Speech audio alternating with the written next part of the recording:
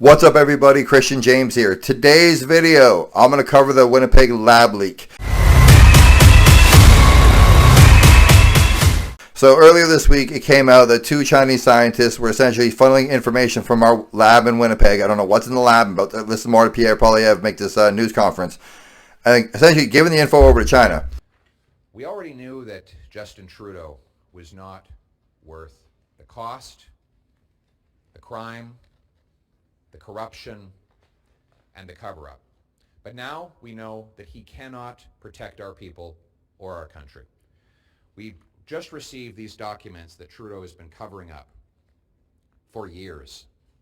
Documents related to a massive security breach at the Trudeau government's most sensitive laboratory, where the most dangerous viruses and pathogens are studied and handled. We have learned that the Trudeau government's head of pathogens was collaborating with members of Beijing's People's Liberation Army who are responsible for bioweapons and bioterrorism.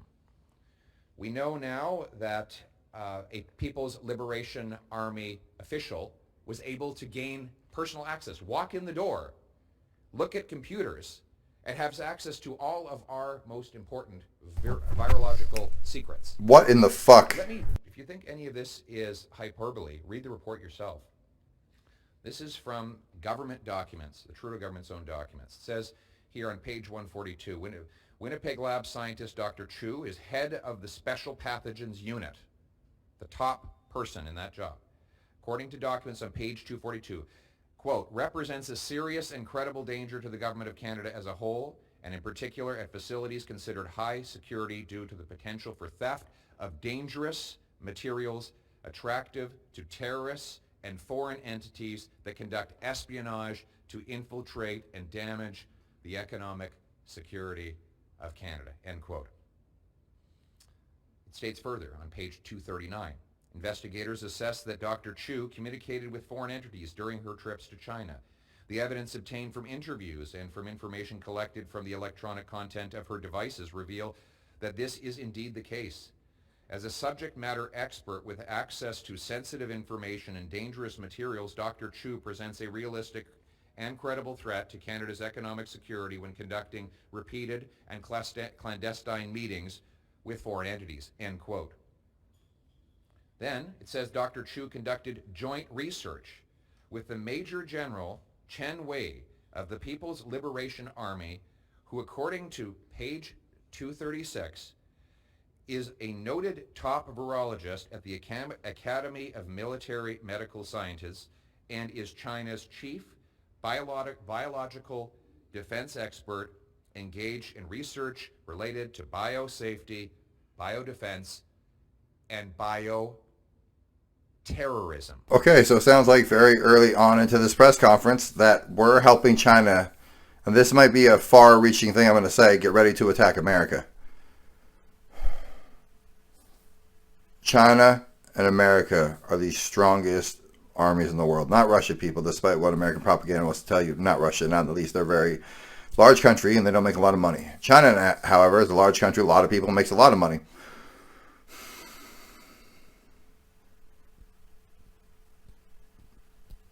You don't throw the Palestinian protesters in jail when they attack you when you're out doing a press conference or a meeting with the PM from Italy. But the Hong Kong people who just give money, you shut down their bank accounts, and then you make it impossible for them to survive until the judge states that what you did was illegal. But of course, this was going on well before the trucker rally. There's no way this man is this inept. This has to be on purpose. He has to be doing this to the country on purpose. But I'm going to zip it, and we're going to see what Pierre has to say from there. These are documents. This is right out of the government's own documents. Trudeau, what did he do when he found out about this? Did he immediately inform Canadians of the breach? Did he fire anybody? No, no one was fired. Did he call an inquiry to get to the bottom of it? No, he didn't do that either. Instead, he covered it all up. He defied 4 parliamentary orders to release these documents. When the Speaker tried to get them, he sued the Speaker to cover this up. He said it was all for national security, but now we know from a committee composed of 4 members of parliament, including 1 liberal, and 3 judges, and I quote, the information appears to be mostly about protecting the organization from embarrassment for failures in policy and implementation, not legitimate national security concerns, and its release is essential to hold the government to account. In other words, there was no national security reason why we couldn't have had this before. Trudeau has embarrassed us on every world stage. He embarrassed us on his trip to India, dressing like an asshole who wasn't invited there, who wanted to almost look like he was mocking them. Or what do people call it nowadays? They call it cultural appropriation. Okay, and then we have blackface, which is like 3 or 4 times. We can't get to the bottom of it. The NDA with the student from the college or the high school he taught at in BC. We have him getting divorced. We have this clapping like a... I'm not going to say because you know what will happen on here. We have him wearing a pink sweater to the Barbie movie and being a PM who's happy to attend the Barbie movie, but not Oppenheimer or anything of any substantial value, or Killers of the Summer Moon, or Flower Moon, excuse me. Nope, that. And then he goes to this length to sue the speaker. How the hell can you sue the speaker, by the way? Because you just tie him up in all litigation, I guess, so they can't release the document. Sues the speaker to keep it from being released, and then 1 liberal and 3 judges conclude to avoid embarrassment. He would keep all of us in harm's way, let the nation believe things are safe and secure, not fire anybody, not do anything to ruffle any feathers, to get anything in the media. This is why, I guarantee this is why CBC just got a raise, just got extra money to do extra cover-up. Look, he's not worth the cost. He's not worth the risk. He's not worth anything. Look, that dude's not worth his foreskin. Because Trudeau didn't want the embarrassment before an election. So what did he do then? He collaborated, knowing this, he collaborated with Beijing to buy a vaccine for COVID. Could you imagine if the deal that Trudeau wanted to sign with Beijing had gone ahead and we had procured China-made vaccines after learning this information? That's what was in this guy's head. And if you think for a minute, because I know there'll be all kinds of excuses, well, he's not responsible and how could he possibly take ownership of what happens in his government? Let me quote him. He has a document called Open and Accountable Government. And I quote, as head of government, the Prime Minister has special responsibilities for national security, end quote. It's his responsibility. This is his government's lab. It's not a random university lab. It's the top lab for the Prime Minister's public health agency. And he is exclusively responsible for the machinery of government as Prime Minister of the country. So this is on Justin Trudeau. I will add one last thing. Not only did he cover it up, not only did he try to get a vaccine from China after knowing this, he called a snap election to make sure that the voting would happen before this came out. And what happened in that election? Beijing interfered to help him win it. This is a man who says he admires China's basic communist dictatorship. We cannot trust Justin Trudeau to keep our people and its country safe. We need a strong... Before Pierre touts how good the Conservatives are, like at this point, anybody but Trudeau and anybody in his damn cabinet, except for maybe the speaker who tried to release the information. He's clearly a WEF bot. He's clearly ran by the CPP. Maybe they have some information on him. Maybe they're going to release something about his personal life. Who knows? But the fact that you had this information and you were looking to buy a vaccine from China, they could have just put something in there and then everybody here who took it because they were good sheeple could have got a much worse side effect than they actually did. All right. Let's see what the news reporters have to ask Pierre, because this is wild. We need a strong, conservative, common-sense government that will root out foreign interference, protect our critical secrets and our medical research, and stand on guard for our country to keep our people and our nation safe. Thank you. On ArriveCan, there's a report by CTV that says that there was a man who runs a company that got $8 million for ArriveCan. He is still employed by the Department of National Defense. What does that say to you? It says to me that there's no accountability. Now that we know this individual should be immediately fired, and there should be an immediate police investigation of his conduct and that of the company with which he's associated. and a broader inquiry within the public service about how this contracting was allowed to go on for so long. On the Winnipeg lab, do you think the National Microbiology Lab infectious disease researchers should be allowed to do any collaborations with China at this point? No, absolutely not. What the fuck's wrong with you? What a dumb question. At this point. No. Can you explain why?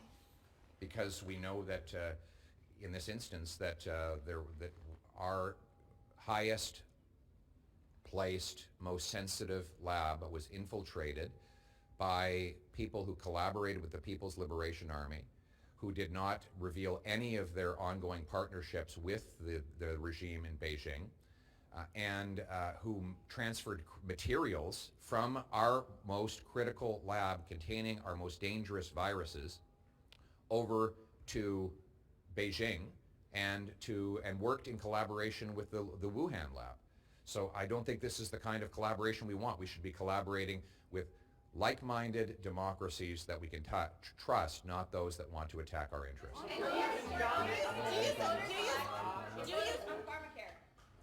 So as Mr. Poilievre has said, the government's own documents have confirmed that the national security breaches at the Winnipeg lab represent a very serious and credible danger to Canada and a realistic and credible threat to Canada's economic security. As Mr. Poilievre has also said, in the government's own founding document, Open and Accountable Government, the Prime Minister alone is responsible for the machinery of government, and the Prime Minister has a special responsibility for national security. It is clear in these documents that the Prime Minister failed in his responsibility to protect the security of Canadians against a very serious threat against this country and its citizens. It's also clear that the Prime Minister failed to ensure that the machinery of government was set up in a way to ensure that these kinds of things did not happen at the Winnipeg lab. In addition to all of this, what is equally appalling is the cover-up. It was 3 years ago that we asked for these documents. In fact, as Mr. Poilievre has said, This happened pre-COVID. So they got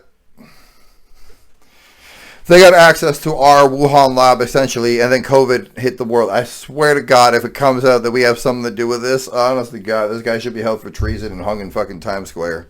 House of Commons and its two committees issued 4 orders for the production of these documents 3 years ago. It was 4 years ago that these scientists were marched out of the lab in Winnipeg. And during these last 4 years, the government covered it up. It initially, as you'll recall, tried to punt this to the NSICOP committee. And then it took the Speaker to court. And then it actually created this ad hoc committee of 4 MPs and 3 judges that took another year and a half to review these documents. So this has been a massive cover-up on part of this government, and it's particularly appalling in light of the fact that this is a government that came to office promising greater transparency. We have seen anything but. In fact, it has been said by information commissioners that we've seen a reversal in transparency on part of this government. Probably one of the worst reversals in modern government, Canadian government history. We've also have a government here that promised to respect Parliament. And here we are, 3 years after we asked for these documents, and finally starting to get some of the truth behind what happened. And so this is a damning indictment on this Prime Minister, his management of the Government of Canada, and his lack of respect for our democracy.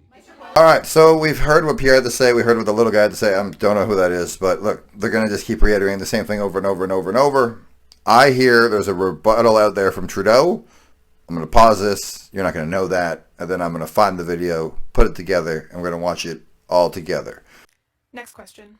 Jordan Olmsted with the Canadian Press. How is a scientist working on high-security viruses at the National Microbiology Lab allowed to collaborate with Chinese government agencies considered a threat to Canada?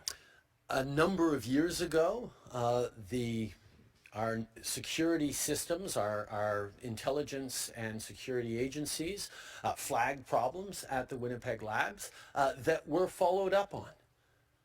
We know as a country that increasingly countries like China and others are trying to either influence or get secrets out of our country. And that's why we have to continue to be extraordinarily vigilant about how we're making sure we're doing everything necessary to keep people safe, to keep our research institutions safe. As a government, we've taken many, many initiatives, and I've tasked our National Security and Intelligence Advisor to look even deeper at this Winnipeg's lab situation and make recommendations on how we can move forward appropriately. This is something that people would expect governments to take seriously and expect all parliamentarians to take seriously. Unfortunately, throughout this process, we have seen the Conservative Party, specifically Pierre Poilievre, choosing to spew conspiracy theories and drum up political attacks, partisan attacks, on an issue that quite frankly should be bringing Canadians and parliamentarians together to try and solve this. The quickness with which they're looking for partisan advantage is not just undermining Canadians' trust in the system, but interfering with the ability of Parliament to deal with this. One of the reasons it has taken so long to get this report into Parliament is because of the choice that Conservatives made to try and extract any amount of political advantage by drumming up a level of partisanship and toxicity that is not serving Canadians. Took no ownership of it, made no commitment to getting it fixed, just tries to put on the Conservatives. Look, Justine, if you're the Prime Minister, if you're the head of the party in power, if you were in power when it happened, if you're in power now, and you're trying to put it on the people who are not in power, you're clearly a weak leader. A good leader can take ownership of mistakes, regardless of how big or how small. Look, we can't trust you on anything, not a damn thing. Everything you've touched or meddled with, except for weed, has got worse. I don't know how you can be so bad at everything. Well, I guess the whole reason you're so bad at everything is you never take ownership of a single mistake. So how does a man or a person improve if they never take ownership of a... Oh my God. Responsible political debates about how we're moving forward as a country and what needs to be fixed, what's being done well, what needs to be done better. Absolutely. That's part of the give and take in our democracy. But the choice to weaponize national security in a way that is rife with conspiracy theories and partisan attacks is a choice that I don't think is worthy of the kind of responsible leadership that Canadians deserve.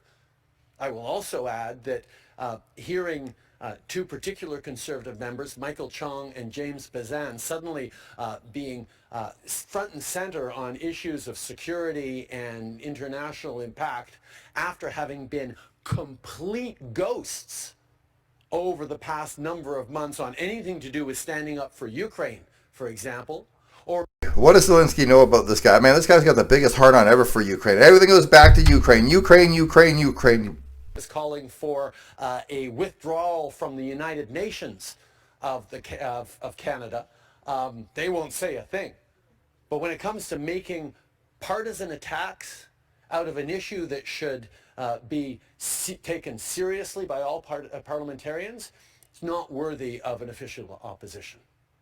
Thank you. Last question. Katie Nichols, Dougal Media. I'm just wondering, you had mentioned about the cost of groceries. They're set to still rise by upwards of 5% for 2024, even though housing is coming in. People still have to eat, even though the federal government has met with the top 5 grocery chains. What else is being done to help Canadians at the cash register? We've actually passed legislation around increasing powers to the Competition Bureau in Canada to be able to ensure transparency and accountability from our 5 largest grocery chains. Over the past number of years, we have seen a tremendous consolidation of major grocery stores in this country under just 5 different owners or 5 different groups, and we need to make sure there is a level of accountability and transparency in their practices to make sure that Canadians are being properly and fairly treated. These large grocery companies are making billions of dollars of profit at a time where Canadians are having to make excruciatingly difficult choices at the cash register during the checkout. And that is not right. So by using the tools the federal government has around transparency... Like, comment, subscribe. Tell me I'm right. Tell me I'm wrong. Tell me if you like Trudeau. Tell me if you don't like Trudeau. Tell me something. I can't listen to any more of his bullshit. I'm out.